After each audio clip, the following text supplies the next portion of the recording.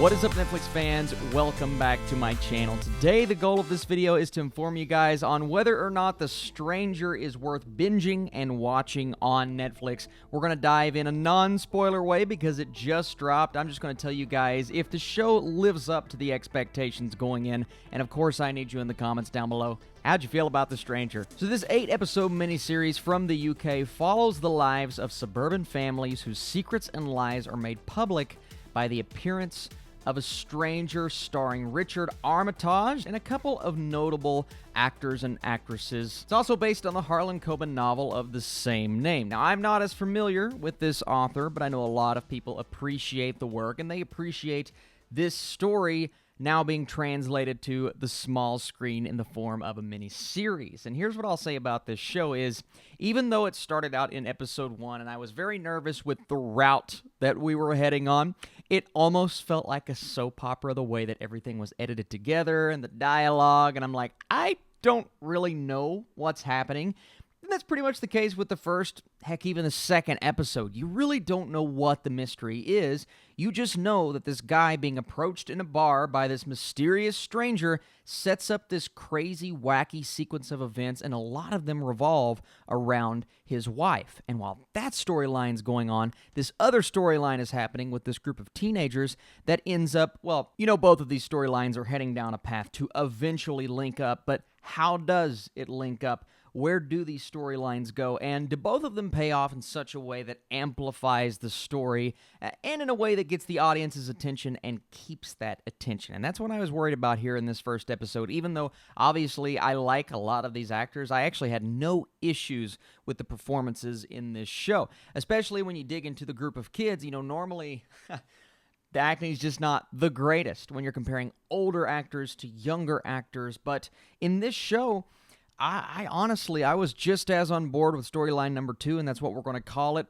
as I was with storyline number 1, which was a bit more interesting, but they're both intriguing in such a way. And then you have these two detectives, very different individuals, and it's quirky for the most part, their relationship, their back and forth. It's funny. The relationship pretty much consists of both of them busting each other's chops, which, you know, I like. I like the quirky nature of the story when it needed to lighten the tension just a little bit, because there is a lot of tension that builds up in this show. A couple of moments in particular in the middle portion of the season when, after being quirky here and there, we really hit a point to where everything just starts getting completely serious because this thing has escalated and spiraled out of control, man. I mean, twists and turns consistently, constantly throughout this show. And not to reveal where things go, where they escalate to, but they do escalate. I mean, we start out and we just think it's a couple, okay, where's the wife and what's going on with this over here? What happened with the alpaca that we encountered in the first episode? And it's episode 1, so we encounter basically a headless animal, but the bite marks on the animal, well, they are human bite marks. And somehow that is tied in and connected to a few other things, other instances going on. And we learn as we go, well, maybe this particular instance isn't as crazy as we thought it was going to be. Maybe it's just a bunch of teens partying and arguing. All right, but that storyline with the teens is interesting too, because what are the motivations behind why they did what they did and who actually committed certain crimes or offenses. And this show it's full of twists and turns, man. And I think a lot of it comes down to the writing, the script, the screenplay. I thought that was really, really well done because you're always on edge. You never really know what the point of the story is in the first couple of episodes. And while that's going to confuse some people and turn them off, for me, I'm like, okay, I'm all right with that. If we start getting answers in the latter couple of episodes, which we do, especially once we get into episodes 6, 7, and 8, then yeah, I'm going to be happy. Some, I guess, edits, placements of music are a bit on the nose. You know that tension is mounting and you feel that way from the music, but sometimes it's obvious as to what is going to happen next and when it is going to happen because the music is swelling in the background and you're like, oh, here comes a crazy game-changing moment, 3, 2, 1. That bothered me just a tad bit. And then, of course, the obvious trope of, well, if they just would have communicated a tad bit better, if people would have talked to each other, then maybe these issues could have worked themselves out a bit more. There are times when, say, our main character's approaching a house and he's trying to get answers out of someone, and the people that he's trying to get answers from just shut him out completely and entirely, and it's just like, get out of here, and I'm like, just have a conversation.